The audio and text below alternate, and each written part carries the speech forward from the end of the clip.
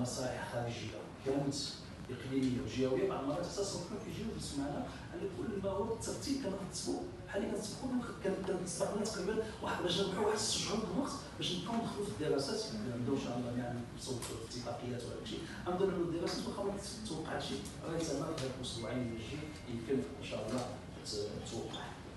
سأتطرق معكم إلى السياقات التي تعقد فيها دورتنا، وسوف نربط ذلك بحدثين مهمين، حدث صار وحدث أليم ومفجع.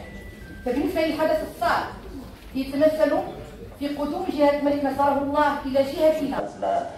مع مرات لقينا ولا ذكرنا في هذا الموضوع مع بعضنا، ولكن بان لي على انه فعلا انه المعارضه خلال هذه السنتين بدات كتلمس على انه لابد من عمل كيفاش تعمل في هذه الجهه. معارضون لا احد متمعون واحد. اذا انسلخ المجلس